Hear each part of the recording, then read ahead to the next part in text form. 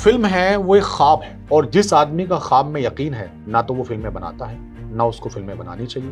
मैं फिल्म के लिए गाना लिखता हूँ और सबसे पहले मैं गाने में एक चीज तलाश करता हूँ, उसमें मैं कितना हूँ, क्योंकि जिस काम के लिए मुझे बुलाया गया उसमें मैं ही नहीं हूँ तो मैं वो क्यों कर रहा हूँ। अभी भी जो मैं लिखना चाहता हूँ, जिसके लिए मैं पैदा हुआ हूँ, या मुझे ऐसा लगता है कि जो काम मुझे करके इस दुनिया से जाना चाहिए वो मैं अभी तक नहीं कर पाया, मैं कुछ और ही कर रहा हूँ। अनुराग कश्यप उन्होंने कहा कि अब से मैं फिल्मों की कहानी सुनने के 1 लाख रुपए लूंगा। बॉम्बे के बाहर ये सब मिलके कोई इंस्टीट्यूट बना दें जहां से लोग वेरीफाई होके यहाँ तक आए तो इनको लाख रुपए लेने नहीं पड़े स्क्रिप्ट सुनने के। तो अभी जो एक्टर भी, अभी हर आदमी वो फिल्म ढूंढता रहता है जो हिट हो जाती है। ऐसी कुछ है कि आपके पास लाओ, तो यार ऐसी कुछ तो बन गई, वो कोई क्यों लेके आएगा। बाहर की इंडस्ट्रीज में राइटर की बहुत बड़ी वैल्यू होती है और हमारे यहाँ दुख की बात है कि वो नहीं है, और मैं भी उसी के साथ चल रहा हूँ। कहीं ना कहीं वो हमारा जो क्लासिक म्यूजिक है मैं उससे बहुत कनेक्ट करता हूँ और मुझे वो बहुत पसंद है। मुस्कुराहट को भी आने पे मजा आने लगे, गम को भी इतनी खुशी दो वो मुस्कुराने लगे। मेरा ये मानना है कि हर लिरिसिस्ट को शायर होना चाहिए। अच्छी स्क्रिप्ट पे खराब फिल्म बन सकती है, लेकिन एक खराब स्क्रिप्ट पे अच्छी फिल्म कभी बन ही नहीं सकती। मैं लिखा गया, मैं पढ़ा गया, कई जावियों से कहा गया, तेरी महफिलों में मगर मुझे बड़ी बेदिली से सुना गया। आस मोहम्मद तुराज साहब की ये लाइन है, और आस मोहम्मद तुराज साहब हमारे साथ है जिन्हें हम तुराज साहब के नाम से जानते हैं। एएम तुराज कर दिया था आपने अपना जी नाम। जी, वो जितना लंबा था तो बाद में बहुत सारे लोग होते हैं जिनका पोस्टर पे क्रेडिट होता था उस जमाने में। अब तो खैर पोस्टर बनते नहीं थे, तो मैंने चाहा कि मैं किसी की जगह ना घेरूं, मैं कम कर दूं ताकि एक आदमी की जगह और उसमें रहे। सर, हीरा मंडी से शुरुआत करते हैं। गाने आपने तमाम लिखे उसके, और उसके बाद आप नियाजी साहब के रोल में नजर भी आए वहां पर। तो लिखना ज्यादा मुश्किल लगा या एक्टिंग ज्यादा मुश्किल? नहीं, देखिए एक्टिंग तो कोई इतना बड़ा काम था नहीं, वो बहुत ही छोटा सा काम था। और अब संजय जी के साथ था वो, इसलिए बहुत मुश्किल था। और चूंकि संजय जी बहुत ध्यान देते हैं चीज़ों पे और बहुत ही पैशनेट मेकर हैं वो, और तो इसलिए थोड़ा सा वो मुश्किल भी था। और हमने कई दिनों तक वो किया, इतना छोटा सा काम भी वो कई दिनों तक चला। जी हाँ, कई दिनों तक चला।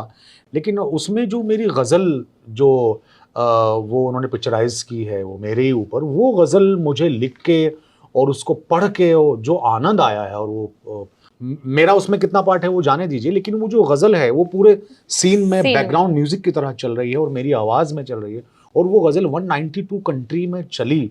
तो मेरे लिए ये एक बहुत खुशी की बात और प्राउड की बात है कि एक शायर के लिए और क्या चाहिए जी। तो वो एक गाने लिख के तो खैर सुकून मिलता ही है, बट वो करके भी अच्छा लगा। तो वो कलाम जरा सा आप थोड़ा सा। जी बिल्कुल, वो था कि पहले जिगर के खून से ज़बां की वज़ू करो, पहले जिगर के खून से ज़बां की वज़ू करो, फिर उसके बाद इश्क पे तुम गुफ्तगू करो, और दर्दे जुदाई सुन्नते मजनू है इश्क में, तुम भी तुराज इसको अदा हू बहू करो। मैंने यहाँ तुराज पढ़ा, वहाँ मैंने नियाज पढ़ा था जी। तो वो तो नाम आता है मुझे थोड़ा बहुत। अच्छा, हीरा मंडी का एक गाना मेरे ख्याल से आपके सामने शूट हुआ था जिसको देखकर आपने कहा था कि मेरे रोंगटे खड़े हो गए थे, जो आज़ादी का गाना था। जी बिल्कुल। और वो गाना भी आपने लिखा है, हमें देखनी है आज़ादी जी। क्या ये गाना फैज साहब की जो नज़म है हम देखेंगे, लाजिम है कि हम भी देखेंगे, से इंस्पायर्ड था? जी देखिए, इसमें इतना ही पार्ट वो ऐसा लगता है कि उससे इंस्पायर्ड है।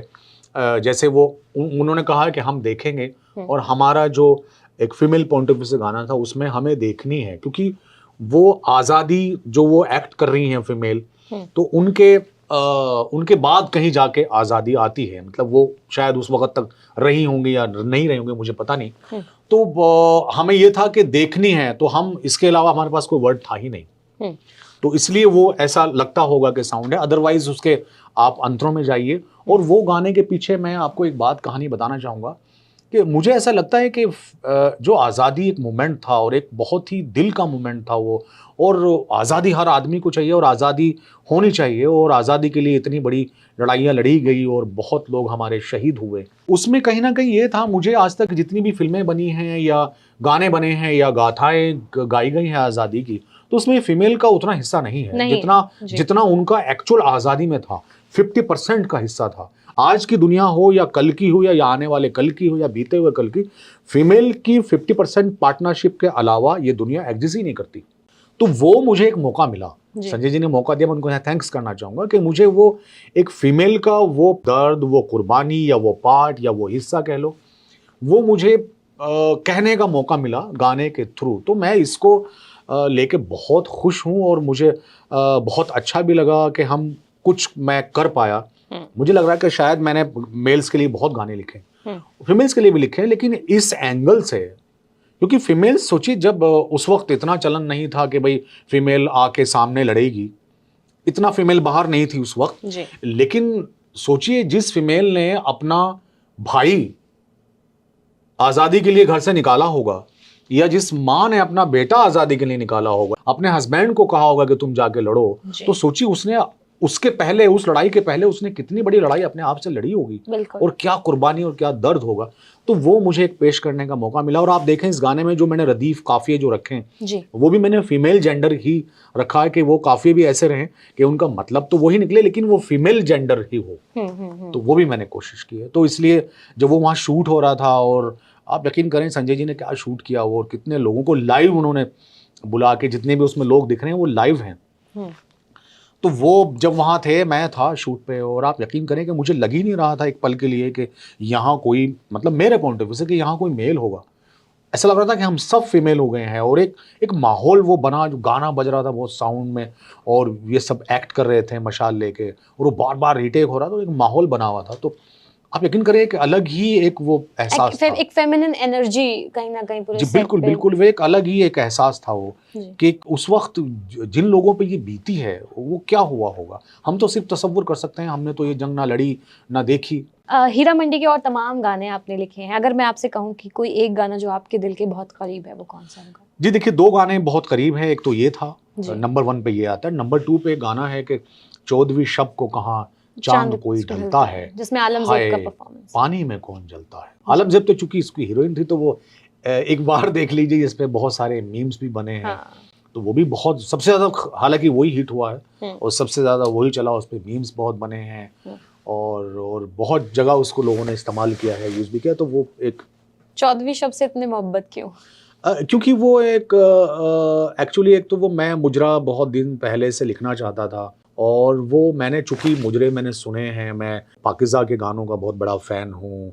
मैं, और भी कई फिल्में इस तरह की बनी, मैं उनके गानों का, वो इस अंजुमन में हमको आपको आना है बार बार वगैरह। तो उसमें क्या ना, एक ठहराव वाली राइटिंग होती है, और किसी के जज्बों को, एक ऐसे इंसान के जज्बों को उसमें पेश करने का। देखिए, मैं अगर कोई जैसे बाकी, जैसे हीरो है हीरोइन है, वो बस मोहब्बत कर रहा, तो उसका एक मोहब्बत का जज्बा है। लेकिन इस तरह के कैरेक्टर्स के साथ में ना, एक जज्बा अलग होता है कि वो काम कुछ और कर रहा है और पीछे उसके कुछ और चल रहा है। यानी अब इंसान है, मोहब्बत तो वो भी कर सकते हैं ना किसी से, भले काम कोई कुछ भी करता हो। तो वो एक, उस गाने में वो जज्बा, और फिर वो ठेका जो था उसमें, वो रिदम वाला, वो मुझे बहुत पसंद है। और उसमें मतलब कहीं ना कहीं वो हमारा जो क्लासिक म्यूजिक है, मैं उससे बहुत कनेक्ट करता हूँ, और मुझे वो बहुत पसंद है। और एक्चुअली वही हमारी यूएसपी है, जो हमारा क्लासिकल है। ऐसा दुनिया के तख्ते पे जो है इस तरह का म्यूजिक है नहीं। जी जी। और हमारे यहाँ तो उसमें इतनी सारी फॉर्म है कि उसमें कथक है, भारतनाट्यम है, और दूसरे कई सारी फॉर्म्स हैं जो कहीं है ही नहीं पूरी दुनिया में। जी जी। और इनकी एक अलग खूबसूरती है। आपने बताया कि ऐसे गानों को लिखने के लिए द्वंद दिखाना पड़ता है कैरेक्टर का। गंगूबाई की बात करती हूँ। गंगूबाई में जो आपने गाने लिखे, गंगूबाई में खासकर जब आलिया पर जो गाना लिखा, तो अब आपको वो गाना एस्थेटिक भी लगना चाहिए, दिखना भी अच्छा है, और आप लिख ऐसे शख्स के लिए रहे हैं जो शख्स कहाँ पर एक अलग टाइप का काम कर रही है, जिसके नाम के आगे एक ठप्पा लग चुका है। ऐसे गानों को जब आप लिखते हैं तो क्या सोच कर लिखते हैं? देखिए, उसमें एक आसान पार्ट ये होता है कि जो उसका जो दर्द होता है, जो वो कुछ करना चाहता था और लेकिन गलती से कुछ और हो रहा है। जैसे मैं भी लिख रहा हूँ, लेकिन अभी भी जो मैं लिखना चाहता हूँ, जिसके लिए मैं पैदा हुआ हूँ, या मुझे ऐसा लगता है कि जो काम मुझे करके इस दुनिया से जाना चाहिए, वो मैं अभी तक नहीं कर पाया, मैं कुछ और ही कर रहा हूँ। तो वो दर्द हर आदमी की जिंदगी में है। तो इस तरह के गानों में एक पेन है जो सबको रिलेट करता है, तो वो जो चलता है उसको लिखना मुझे लगता है कि मतलब मेरे लिए बहुत आसान भी होता है और मुश्किल भी होता है। तो वो एक मेरा एंगल एक रहता है। तो अब आपने खुद ही बोला कि आपने अब तक वो नहीं लिखा है जो काम आपको लगता है कि आपको करके जाना चाहिए, वो वैसा क्या काम है जो आप करना चाहते हैं? देखिए, काम तो यही है जो मैं करता हूँ, वो कोई शायरी हो सकती है, वो कोई गज़ल हो सकती है, वो कोई गाना हो सकता है, वो कोई फ़िल्म हो सकती है। तो अभी तो मुझे भी पता नहीं कि मैं किस लिए इस दुनिया में आया हूँ और मुझे जिसके लिए मैं अभी तक ज़िंदा हूँ और मुझे आगे करना है, तो वो काम मुझे सच मानूँ तो मुझे भी खुद पता नहीं है। लेकिन हाँ, इतना ज़रूर है कि जिन लोगों के लिए खुदा ने मुझे या ऊपर वाले ने मुझे जो पोएट बनाया है, मैं उनके लिए वो काम करके जाना चाहता हूँ, मुझे ही पता, लेकिन है वो। इतना तय है कि वो है जो मुझे करना है। और या शायद अभी वो मेरे पे खुला नहीं, वो मैं कर चुका हूँ। कहीं किसी गाने में मैं वो लाइन लिख चुका हूँ या वो अंतरा लिख चुका हूँ या वो मुखड़ा लिख चुका हूँ कि जो वाक़ई में वो हो, लेकिन ऐसा मुझे लगता नहीं। वो भी कहीं और है जो मुझे करना है और मैं बिना किए उसको इस दुनिया से नहीं जाऊँगा। आपका अपना सबसे फेवरेट सॉन्ग अगर मैं कहूँगा 2010 से भी अगर उठाएं और जी उसके हाँ, पहले बिल्कुल। से उठाएं, देखिए, यूँ तो सभी गाने मुझे बहुत अच्छे लगते हैं और मेरे सुनने वालों को भी अच्छे लगे, ये मेरे लिए बहुत ही गर्व की बात है कि जिनके लिए मैं काम कर रहा मैं उन तक पहुंच रहा हूं। अगर देखा जाए तो एक गाना था गंगूबाई में, जिस गाने को उतनी जगह नहीं मिली जितनी मिलनी चाहिए थी, हालांकि जिनके लिए वो बना था वो उन तक पहुंच गया। उसमें गाना था जो अरिजीत सिंह ने गाया था और संजय जी ने बहुत खूबसूरत कंपोज किया था उसको कि मुस्कुराहट को भी आने पे मज़ा आने लगे, गम को भी इतनी खुशी दो वो मुस्कुराने लगे। उदासियों के तले मुस्कुराहटें हैं दबी, जरा से होंठ हिलाओ तुम्हें दिखेगी अभी, उसको देखो जो तुम्हें जिंदगी दिखाने लगे, गम को भी इतनी खुशी दो वो मुस्कुराने लगे। तो इस गाने में एक्चुअली खास क्यों है? ऐसी कोई बहुत कमाल की बात नहीं मैंने इसमें कह दी। ये खास इसलिए है, इसमें मोटिवेशन है। ये खुशी से गम से निकाल के खुशी की तरफ लेके जाने वाले एलिमेंट्स हैं इसमें, इसलिए मुझे ये गाना बहुत पसंद है। तो राज साहब, हीरा मंडी में काम कैसे किया? संजय के साथ में एक लंबा एक अरसा हो चुका है काम करते हुए। तो उन्होंने जब मुझे बुलाया कि ऐसे ऐसे ये स्क्रिप्ट है और इसे आप सुन लो और ये मैं कर रहा हूँ, इसमें आपको क्या करना है और कुछ स्पेशल और अलग काम करना है। और उन्होंने कंपोजिशन भी बहुत खूबसूरत बनाई है, नो डाउट। यहाँ मैं उनको थैंक्स करना चाहूँगा कि कितने अच्छे काम का मुझे हिस्सा बनाया जी। तो मैंने उसमें फिर थोड़ा सा रिसर्च किया और उनका इसमें ये एंगल था कि वो उनको क्लासिक काम करना है, उस तरह का जो उस वक्त होता था। तो काफ़ी रिसर्च किया और फिर मैंने बहुत सारी इसमें एफर्ट डाले हैं पोइट्री में कि मैं उस तरह की पोइट्री करूं जो उस वक्त से थोड़ा मैच हो सके और आज की भी हो, क्योंकि हम ये आज पेश कर रहे हैं। तो बस यही थोड़े से एफर्ट डालें और हो गया काम। इसके पहले जब चक्रव्यूह में प्रकाश झा ने आपसे कहा कि आपको गाना लिखना है और आप रेडी नहीं थे और फिर आपने कौन सा ऐसा गाना लिख दिया जिसके बाद आप पर केस हो गया था, क्या था ये पूरा? जी, वो गाना था एक पर्टिकुलर एक तबके के लिए वो गाना था और सिस्टम से जो लोग लड़ते हैं उनके लिए था। और हालांकि मैंने कभी ऐसा गाना लिखा नहीं था। मैंने उनको बोला भी था कि सर मैं तो, जब उन्होंने मुझे बुलाया तब मैंने की थी गुजारिश और उसका वो गाने उनके लिए मैं काफ़ी मुझे अप्रिशिएशन भी मिला था। वो तेरा जिक्र है या इत्र है, जब करता हूँ महकता हूँ। तो उस गाने के बाद सर ने मुझे बुलाया तो मैं खुश था कि मैं मतलब कुछ और रोमांटिक गाने लिखने का मौका मिलेगा और वहाँ उन्होंने मुझे बोला कि ये लिखना है। मैंने उनसे कहा भी सर ये तो मेरा स्टाइल ही नहीं है और मैंने तो कभी लिखा ही नहीं है ऐसा गाना। तो उन्होंने कहा नहीं, तुम कुछ करोगे, अच्छा ही कुछ करोगे। तो मैंने गाना लिखा था, महंगाई के ऊपर था वो। तो उसमें अंतरे में ये कुछ लाइनें आ गई और ये लाइनें लिखने का मकसद बिल्कुल कुछ नहीं था। और चूंकि ये नाम जो उसमें हमने लिए थे जिन पे कुछ बात भी बिगड़ गई थी, तो वो नाम सिर्फ नाम नहीं रह गए हैं, वो एग्जाम्पल बन चुके हैं, ब्रांड्स के भी आगे निकल चुके हैं, एग्जाम्पल बन चुके हैं। हमारे घरों में कितने लोग बोलते हैं तुम तो बहुत बड़े ये हो गए, तुम तो बहुत बड़े टाटा हो गए, तुम तो बहुत बड़े बिरला हो गए, ऐसा बोलते हैं। तो वो एग्जाम्पल के तौर पे हमने यूज किए थे और फिर उस पर बहरहाल उनको, चूंकि वो उनके सरनेम है और उनको उस पर कुछ आपत्तियां हुई और मैंने बाकायदा सबसे माफ़ी नामा लिखा था, सबको माफ़ी भी मांगी थी और उसमें से किसी ने माफ़ी एक आध ने एक्सेप्ट भी की थी, बाकी लोगों ने वो उस पर नहीं की। लेकिन फिर उन्होंने बाद में उनको लगा कि नहीं ये सब ठीक था और हमारे सिस्टम को भी लगा, कोर्ट को लगा कि ये सब सही था और वो फिर ठीक हो गया। तो ऐसा नहीं लगता कि ये तो क्रिएटिव लिबर्टी छीनने की बात हो गई? नहीं, देखिए इसमें मैं यहाँ इसका सहारा नहीं लेना चाहूँगा। खैर है कि हमें उतनी आज़ादी होनी चाहिए और है, हम सब अपनी अपनी बातें कर रहे हैं। लेकिन फिर भी कहीं ना कहीं अगर किसी को कुछ किसी चीज़ से तकलीफ है तो हमें उससे थोड़ा बचना चाहिए। हाँ, मेरा ये भी मानना है कि वो उसके और भी रास्ते निकल सकते हैं, आप वो निकालिए, तो लेकिन ज़बरदस्ती उसी रास्ते पे चलिए, ये नहीं होना चाहिए।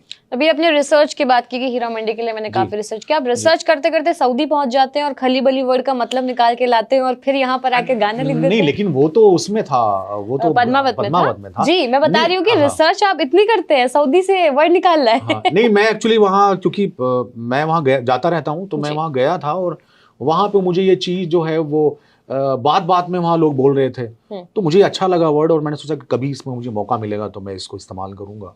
और फिर वो एक ऐसी फिल्म बन रही थी जिसमें एक कैरेक्टर था जो हुकूमत कर रहा है, लेकिन वो किसी वजह से किसी चीज़ को लेके इतना पागल हो जाता है कि वो खली बली मतलब भाई जो है खली बली कर दो, सब इसको सब डिसमिस कर दो, डिसमिस करना और आगे बढ़ो, तो वो सब ये सब राजपाट ये वो उसको खली, तो वहाँ वो अच्छा बैठ रहा था और सिचुएशनल चीज़ें ज़्यादा उसमें बैठ रही थी, तो फिर वो गाना हो गया।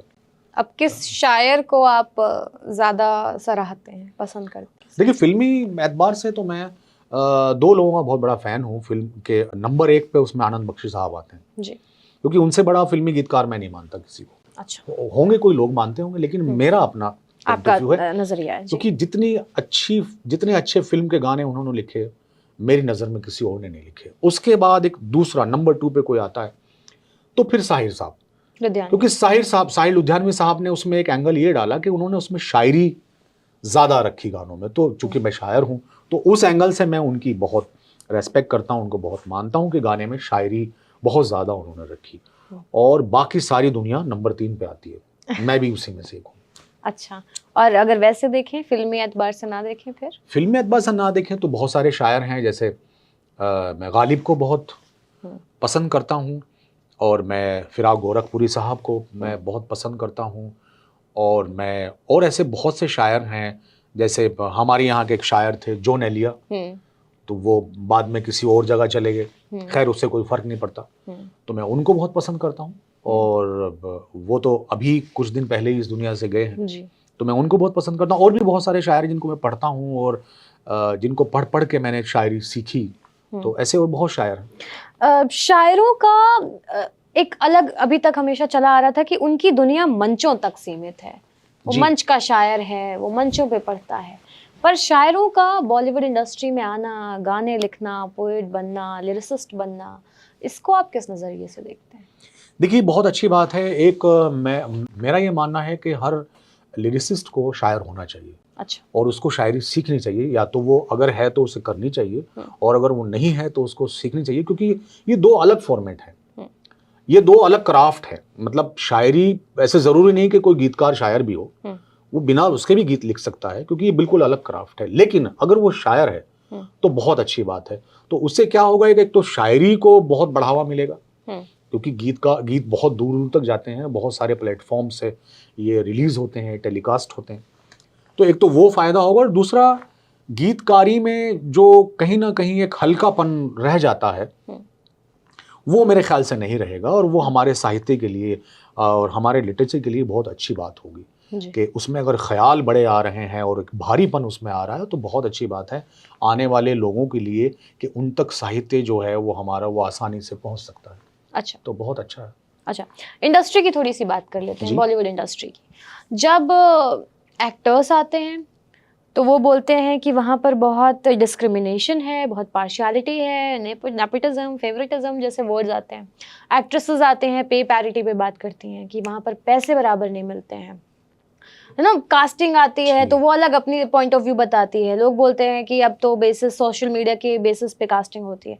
लिरिसिस्ट का, पोएट्स का क्या दुख है, पैसों के मामले में कहिए, क्रेडिट्स के मामले में कहिए, पॉपुलैरिटी के मामले में कहिए? जी, हम एक्चुअली जब कहीं कोई काम नहीं कर पाते और हम उसमें फिट नहीं होते किन्हीं वजहों से, तो हम अपने एंगल से बहुत चीज़ें उसमें ढूंढ लेते हैं, और वो बाद में इल्ज़ाम की शक्ल ले लेती है, तो वो भी कहीं कहीं ठीक नहीं है। देखिए, अब रही बात कि भाई जो लोग वहाँ काम कर रहे हैं उन्हीं के बच्चे आ रहे हैं, तो इससे मैं थोड़ा सा डिसएग्री करता हूँ। वो इसलिए कि भाई वो लोगों का वही बिजनेस है, उनका वही काम है, दूसरा है नहीं, तो वो अपने बच्चों को कहाँ भेजें? आप मुझे बताइए, उनको उसी काम का एक्सपीरियंस है, बच्चे उसी में पल बढ़ के बड़े हो रहे हैं, तो वो उन्हें कहाँ भेजेंगे, वो क्या करेंगे? तो अगर वो, और रही बात उसकी के, क्योंकि आप किसी को एक हद तक ही थोप सकते हैं, अगर कोई जबरदस्ती, चलो ये भी एक इसमें एंगल है कि अगर कोई एक्टर नहीं है फिर भी उसको थोपा जा रहा है, तो वो कितना, एक फिल्म, 2 फिल्म। हीरा मंडी में आलमगीर के साथ भी यही हुआ। जी, पहले मैं ये बात कंप्लीट कर, इसमें भी आता हूँ। तो इसमें ये कहना भी बिल्कुल बेकार है, और उसमें ऐसा नहीं, वहां से बहुत अच्छे अच्छे एक्टर भी निकल के आए हैं। ऋतिक रोशन वहां से है, आधी इंडस्ट्री है, तो क्या वो गलत था? अगर वो गलत होता तो फिर ये लोग, इतना अच्छा टैलेंट आता कैसे?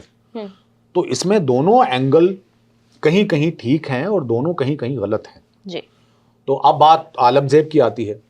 देखिए, मेरे हिसाब से जो अगर हम इसमें एक नेगेटिविटी के मतलब पॉइंट ऑफ व्यू से अगर देखा जाए कि उसके एक्टिंग को लेके या उसके गानों को लेके मीम्स बने हैं जी, बिल्कुल बने हैं, लेकिन अगर आप इसमें एक दूसरा एंगल ढूंढिए, अभी इसको वेब सीरीज को रिलीज होके मेरे ख्याल से 2-3 महीने हो गए हैं, तो जितने भी बाकी के कैरेक्टर्स थे जिन्होंने सो कॉल्ड बहुत अच्छा किया लोगों के कहने के मुताबिक, वो सब कोने किनारे हो गए, लेकिन ये लड़की अभी तक इसकी चीजें चल रही हैं।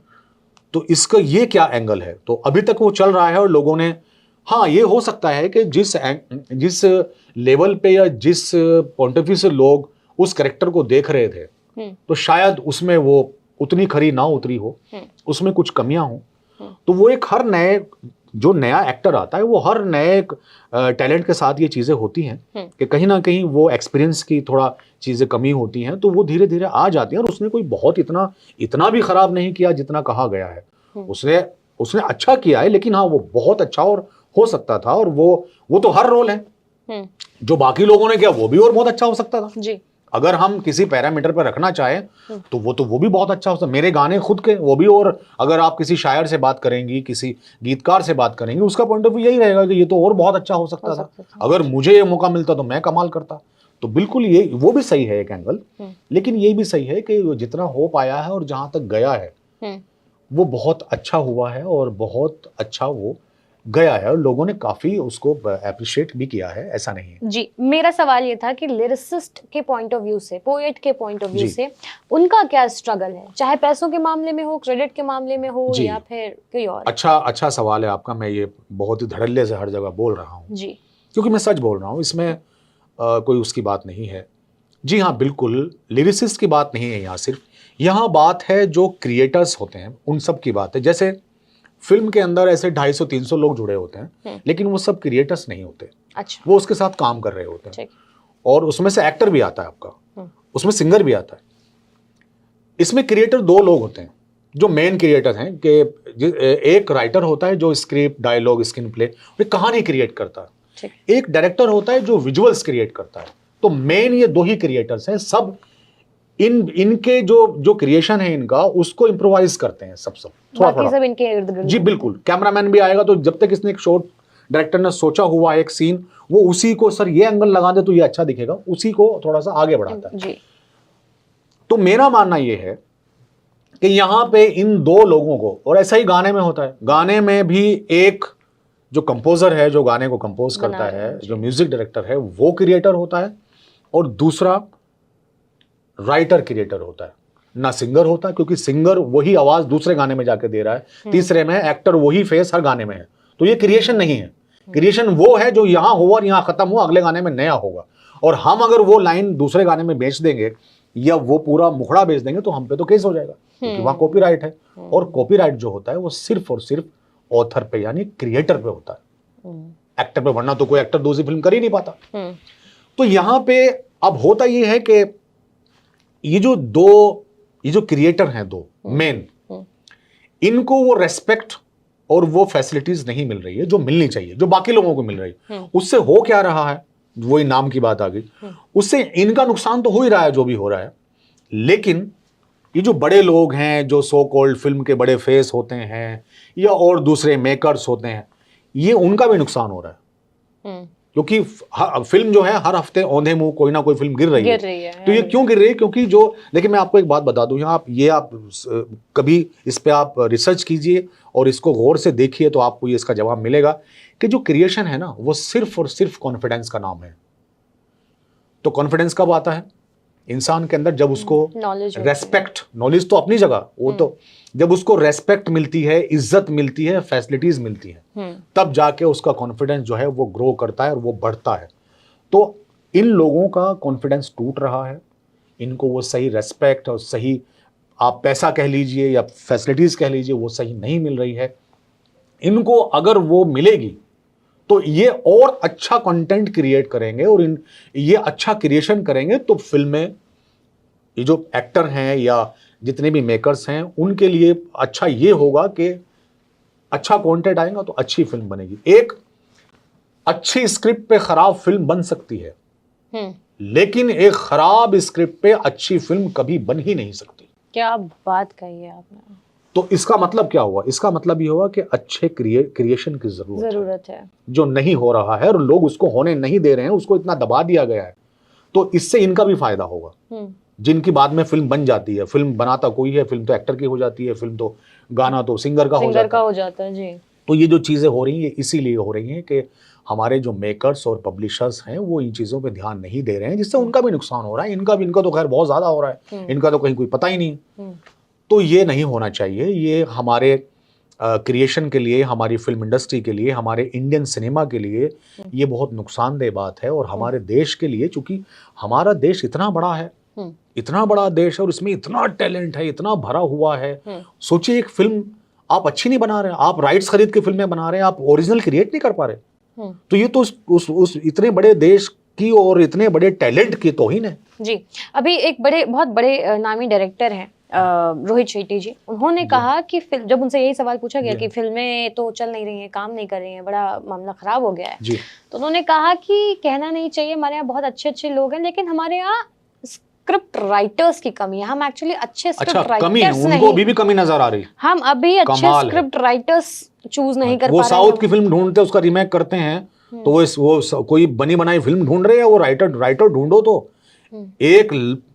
कई हजार राइटर वहां मौजूद है, एक से एक टैलेंटेड लोग पड़े हुए हैं। तो अगर एक इतना जिम्मेदार मेकर सोचिए ये कह रहा है, तो सोचिए उसका राइटर्स को लेके और क्रिएशन को लेके क्या रिसर्च है उसको ये पता ही नहीं कि राइटर कैसे सड़ रहे हैं, कितने राइटर वहां पड़े हुए हैं एक से एक कंटेंट लेके, उसको पता ही नहीं है। और आप खुद जो ये बात कह रहे हैं, वो खुद इसी देश के रहने वाले, वो खुद यही का टैलेंट है, तो फिर आप में कहां से आ गया? तो आपको लग रहा है कि और कोई टैलेंटेड नहीं है? एक से एक टैलेंटेड लोग यहां पड़े हुए हैं, लेकिन आप ढूंढिए ना।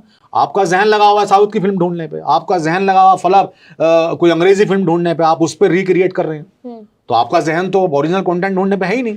तो राज साहब, ऐसे ही एक डायरेक्टर हैं अनुराग कश्यप, उन्होंने कहा कि अब से मैं फिल्मों की कहानी सुनने के 1 लाख रुपए लूंगा, क्योंकि लोग आते हैं और टाइम वेस्ट करके चले जाते हैं।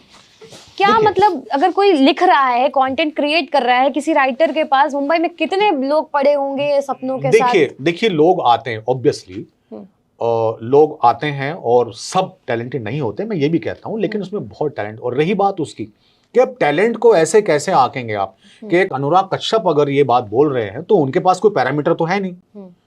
अब उनको किस तरह की चीज वो ढूंढ रहे हैं, हमारे यहाँ तो फिक्सेशन बहुत होते हैं ना, कि वो किस तरह की चीज ढूंढ रहे हैं, तो ऑब्वियसली उस तरह की वो चीज आप 50 लोगों को सुनेंगे, आप तभी तो वो ढूंढ पाएंगे।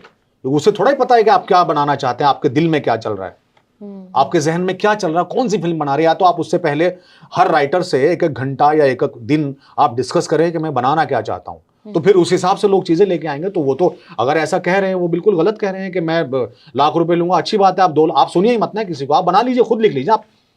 आप कहानी लेते क्यों है किसी की? जब आपको इतनी प्रॉब्लम है राइटर्स से, तो आप कहानी ले क्यों रहे, खुद लिख लीजिए, आप तो राइटर भी हैं, किसने मना किया आपको? तो बात ये नहीं है, बात ये है कि वो अब भाई आपको ढूंढना पड़ेगा। आपको उसमें से जो लोग आ रहे हैं, बहुत टैलेंटेड लोग भी आ रहे हैं, और मैं ये भी मानता हूं, उनकी बात मैं ये बिल्कुल उसको मैं एग्री करता हूं कि उसमें कुछ ऐसे लोग भी आते हैं जो टैलेंटेड नहीं होते। तो अब ये तो दोनों आएंगे। अब ऐसा थोड़े है कि कोई आपसे कोई, या तो फिर एक कोई बॉम्बे के बाहर ये सब मिलके कोई इंस्टीट्यूट बना दें जहां से लोग वेरीफाई होकर यहां तक आए, तो इनको लाख रुपए लेने नहीं पड़े स्क्रिप्ट सुनने के। तो या तो कोई ऐसा बना दें। तो ये बिल्कुल सारी बातें गलत हैं, ये सब चीजें ठीक नहीं हैं। आप ढूंढिए, लोग हैं, ऐसा नहीं है कि लोग नहीं हैं, वरना तो फिर ये जब राइटर ही नहीं है तो इसका मतलब क्या है? अच्छे राइटर हैं ही नहीं, और हम सुनने का इसका क्या मतलब है? इसका मतलब तो यही हो गया कि ये फिल्में अब तो कोई राइटर आएगा तो फिल्में ये बनानी बंद कर देनी चाहिए। ये कैसे हो सकता है? थोड़ा सा प्रोसेस क्या होता है? मान लो मैं लिख के बैठी हुई हूँ कोई स्क्रिप्ट, आपने कोई जी। स्क्रिप्ट लिखी है, तो अब आप क्या हर डायरेक्टर के पास जाके मीटिंग का टाइम लेंगे और फिर आप मिलके सुनाएंगे, या डायरेक्टर आपको अप्रोच करेगा कि भाई मेरे को ये ऐसा ऐसा कुछ मेरे दिमाग में चल रहा है, कुछ ऐसा लिख के दे दो? क्या प्रोसेस होता है? देखिए, ये कोई इसमें कोई फॉर्मूला तो है नहीं। अच्छा। इसमें यही है कि आप एक अच्छी चीज़ क्रिएट कीजिए जिसमें आपको लगता है कि ये बेहतर है। उसके बाद फिर अपने जो आपके पहचान के राइटर्स हैं या इस तरह के लोग हैं जो इसको थोड़ा बहुत जज कर सकें, आप उनसे मिलिए, उनको सुनाइए, उनकी राय लीजिए, उसमें कुछ कमियां हैं तो उसको ठीक कीजिए, या आपको लगता है कि रिएक्शन पे पता चलता है कि ये कहाँ तक मैं पहुंचा, उसके बाद जब आपको लगे कि नहीं मैंने ये कुछ इस पे काम कर लिया है, इस पे ठीक ठाक काम कर लिया, उसके बाद आप लेके जाइए किसी के पास। अच्छा, उसमें भी कैटेगरीज हैं। अच्छा। अभी हर डायरेक्टर की अपनी एक सोच है, वो इस तरह की फिल्म बनाना चाहता है, कोई इस तरह की बनाना चाहता है। अभी जो एक्टर भी, अभी हर आदमी वो फिल्म ढूंढता रहता है जो हिट हो जाती है। ऐसे कुछ है कि आपके पास लाओ, तो यार ऐसी कुछ तो बन गई, वो कोई क्यों लेके आएगा? तो यही जो आपने बताया है कि अनुराग कश्यप जी ने कहा है, तो वो पता नहीं कुछ ऐसा ढूंढ रहे होंगे जिसपे वो आने वाले राइटर खरे नहीं उतर रहे होंगे। एक्चुअली उन्होंने ये बात भी यही कही। उन्होंने कहा कि हर एक्टर मेरे साथ गैंग्स ऑफ वासेपुर करना चाहता है, कोई मेरे साथ वो करना नहीं चाहता जो मैं अलग कंटेंट क्रिएट करना चाहता हूँ, सबको हिट होना हाँ, है। तो वो करना चाहते हैं किसी के साथ, ये भी तो प्रॉब्लम है। जैसा उन्होंने कहा कि नहीं वो कहानी लेके आ रहे हैं, ऐसा थोड़ा ही कोई आदमी बिल्कुल कहानी में कुछ नहीं होगा। यार 50 लोगों से सुना आपने तो क्या 50 के 50 बेवकूफ राइटर हैं? ऐसा नहीं है, उसमें से एक तो कोई अच्छा होगा, और वो आपको इसलिए अच्छा लगा क्योंकि आपको कुछ और सोच रहे आप। वो आपके पास गैंग ऑफ वासीपुर लेके आया, लेकिन आपको पसंद नहीं क्योंकि आपको वो करना नहीं है, आप वो कर चुके हैं। तो अब कमाल ये है कि अब भैया आप उसको गलत कैसे कह सकते हैं? या तो आप कुछ और ढूंढ रहे हैं, आपने उसको पहले बताया कि मैं क्या ढूंढ रहा हूं, आपने नहीं बताया। तो अब आपने मुझसे, जैसे हम इंटरव्यू कर रहे हैं जी, अगर आपने मुझे ये नहीं बताया कि भाई मैं ये सवाल आपसे पूछने वाली हूं, तो आप मुझसे कुछ भी पूछ सकते हैं। तो मुझे इस पे ये बुरा मानने की जरूरत ही नहीं ना आपको कि भाई आपने मेरा जवाब नहीं दिया सवाल का। तो ये तो वही वाली बात हो गई। तो इसलिए ये सब बातें, ये सब बोलने के लिए लोग बातें बोलते हैं, इसका सच्चाई से कोई लेना देना नहीं। सच्चाई कुछ और है जिसपे लोग वर्क नहीं कर रहे हैं, लोग उसको नज़रअंदाज कर रहे हैं और बस कुछ भी कहने के लिए कुछ भी कह रहे हैं। ऐसा नहीं करना चाहिए। क्या आप भी कुछ एक फिल्में लिख रहे हैं और बहुत जल्दी उन फिल्मों पे काम होगा? देखिए, अभी पता नहीं, मैं कोशिश तो कर रहा हूँ, बिल्कुल मैं कोशिश कर रहा हूँ, और मैं भी कुछ क्योंकि 20-22 साल का तजुर्बा हो चुका है जी, तो मैं भी कुछ लिख रहा हूँ, मैंने लिखा भी है, और बहुत जल्द मैं कुछ करूँगा भी। और सही जगहें जब मिलेगी चीज़ की, सही लोग मिलेंगे तो मैं बिल्कुल करूँगा, क्योंकि मेरा तो फुल टाइम यही जॉब है और मैं 24 आवर्स लिखने की और राइटिंग की और फिल्म की ही बातें करता हूँ और सुनता हूँ और मेरे आसपास होती हैं। तो मैं बिल्कुल कुछ इससे एक कदम और आगे बढ़ूँगा गीतकारी से, और कुछ करने की कोशिश करूँगा। कोई किसी एक्टर एक्ट्रेस को दिमाग में रख के लिखते हैं? नहीं, बिल्कुल नहीं। मैं हर जगह कहता हूँ कि मैं बिल्कुल किसी एक्टर को दिमाग में रख के मैं गाना नहीं लिखता हूँ, क्योंकि एक्टर के लिए मैं गाना लिख ही नहीं रहा। उसमें कोई भी एक्टर हो सकता है। मैं तो एक कैरेक्टर के लिए गाना लिख रहा हूँ और एक ऑडियंस के लिए गाना लिख रहा हूँ। तो उसमें एक्टर बिल्कुल नहीं है। एक्टर तो ना ऑडियंस है, और कैरेक्टर तो वो बड़ी मुश्किल से हो पाता है। वो तो जो है वही रहता है हर गाने में। तो मैं उसको सोच के अगर मैं गाना लिखूंगा तो मेरा हर गाना एक जैसा हो जाएगा, तो मैं तो दूसरी जगह गाना दे ही नहीं पाऊंगा। तो बिल्कुल नहीं मैं सोचता वो मैं फिल्म के लिए गाना लिखता हूँ, और सबसे पहले मैं गाने में एक चीज़ तलाश करता हूँ, उसमें मैं कितना हूँ। क्योंकि जिस काम के लिए मुझे बुलाया गया उसमें मैं ही नहीं हूँ, तो मैं वो क्यों कर रहा हूँ? तो फिर कोई और करे या कोई और करे या मैं करूँ, क्या फ़र्क पड़ता है? तो मैं सबसे पहले गाने में अपने आप को ढूंढता हूँ कि मैं इसमें कितना हूँ। उसके बाद मेरी जो दूसरी चीज़ होती है वो सिचुएशन होती है, कैरेक्टर होता है, दूसरा वो होता है, और तीसरी मेरी ऑडियंस होती है। अब वो कैरेक्टर मैंने लिख दिया और वो उसमें कोई ये हीरो करे वो हीरो करे, मुझे क्या मतलब है, क्योंकि उसे तो वो बन के करना ना। तो मैं बिल्कुल किसी हीरो का फेस सोच के गाना लिखता नहीं कभी। कभी ऐसा हुआ कि आपने बड़े मन से बड़ा अच्छा बड़ा सुकून वाला गाना लिखा और आपने जब देखा फिल्माया किस पे गया है, भद्द पीट दी? नहीं, देखिए वो मेरा एक तो काम नहीं है, वो मेरी जिम्मेदारी नहीं है, नंबर एक। और नंबर दो ये कि उससे कोई फर्क नहीं पड़ता। बहुत सारे गाने ऐसे हैं कि जो जिनका फिल्मों का पता नहीं है और मेरे गाने हिट हो गए, तो इससे कोई फर्क नहीं पड़ता। और ये मेरा काम नहीं है, मेरा जॉब नहीं है। ये डायरेक्टर का काम है, प्रोड्यूसर का काम है, उनका काम है, ये उनकी कहीं कमी थी जो ऐसा हुआ। तो उसमें मैं कुछ नहीं कर सकता। मैं देखिए एक फिल्म इंडस्ट्री का और फिल्म का एक बहुत छोटा सा जर्रा भर पार्ट होता हूँ, एक लिरिसिस्ट या एक राइटर होता हूँ जिसकी कोई बहुत बड़ी औकात नहीं होती है हमारी इंडस्ट्री में। हालांकि बाहर की इंडस्ट्रीज़ में जितनी भी और हैं उनमें राइटर की बहुत बड़ी वैल्यू होती है, और हमारे यहाँ दुख की बात है कि वो नहीं है, और मैं भी उसी के साथ चल रहा हूँ। तो मेरे कहने से कुछ होता तो नहीं है, लेकिन मेरी कोशिश है कि ये होना चाहिए और एक दिन ये होगा, ज़रूर होगा। तो राज साहब, अच्छी शायरी करने के लिए कहते हैं दिल टूटना बहुत ज़रूरी है, या मोहब्बत दिल लगाना या दिल टूटना बहुत ज़रूरी है, ऐसा है क्या? देखिए मोहब्बत की अगर हम बात करें तो आर्ट तो बिना मोहब्बत के कुछ है ही नहीं, और आर्ट से हटके भी अगर हम देखें कोई भी तरक्की वो किसी भी चीज की हो बिना मोहब्बत के मुमकिन नहीं है। मुझे ऐसा लगता है, नफरतों में कोई तरक्की हो ही नहीं सकती। और दूसरी बात ये जो आप कह रहे हैं वो दिल टूटने वाली बात, ये देखिए आर्ट जो है ना वो एक ऐसी चीज है जब तक हम उसे खुद बहुत रगड़ के महसूस नहीं करते तब तक उससे सामने वाला कनेक्ट नहीं हो सकता। जैसे मैं हमेशा फिल्मों के लिए एक बात कहता हूं कि जो फिल्म है वो एक ख्वाब है, और जिस आदमी का ख्वाब में यकीन है ना तो वो फिल्में बनाता है, ना उसको फिल्में बनानी चाहिए, और ना ही वो फिल्में देखता है और ना उसको देखनी चाहिए। क्यों? ख्वाब, जिसका ख्वाब में यकीन नहीं है। देखिए फिल्म एक ख्वाब है, जैसे मैंने एक कहानी लिखी, एक मेरा ख्वाब है, मैंने एक कहानी सोची और मैंने एक तो वो ख्वाब है, उस ख्वाब पे एक प्रोड्यूसर मिला, उसने यकीन किया, फिर एक्टर मिला, फिर एक फिल्म बनी, और उसके बाद देखिए कितना जरूरी ख्वाब है। तो इसमें अगर मैंने अपना 100% नहीं डाला अपने ख्वाब में, और उसे मुझे सच बना के पेश करना है, और एक ऐसा ख्वाब जो जागती आंखों से दिखाना है, और 350 या 400 रुपए लेके दिखाना है, तो सोचिए वो कितना मुश्किल काम है। तो जब तक आप उससे खुद रगड़ के नहीं गुजरते हैं, जब तक वो आपको छीलता हुआ या चीरता हुआ नहीं चला जाता, तब तक आप उसे किसी दूसरे को महसूस नहीं करा सकते। इसीलिए वो कहा गया है कि भाई आर्टिस्ट का दिल टूटना जरूर, दिल नहीं मतलब वो तो दिल टूटना एक एग्जाम्पल हो गया, बट उसका खुद का टूटना, उसकी हर चीज टूटनी, ताकि वो उससे रगड़ के जब निकला होगा तो ऑब्वियसली चीजें टूटेंगी। तो वो बहुत जरूरी है, इसलिए जरूरी हो जाता है कि हमें उससे लोगों को जोड़ना होता है जी। एक झटके में, और जब तक हम उसमें इस तरीके से नहीं है, इतने पैशन के साथ नहीं है, तो कोई क्यों जुड़ेगा, जुड़ते नहीं लोग।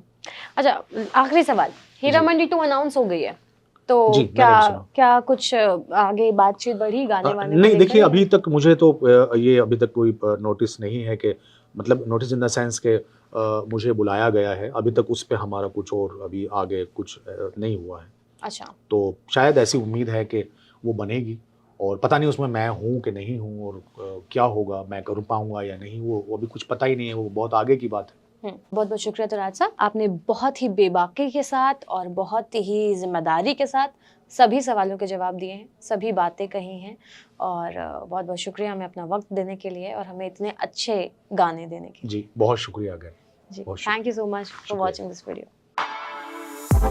For exclusive and insightful videos, subscribe to our new channel ABP Live Premium.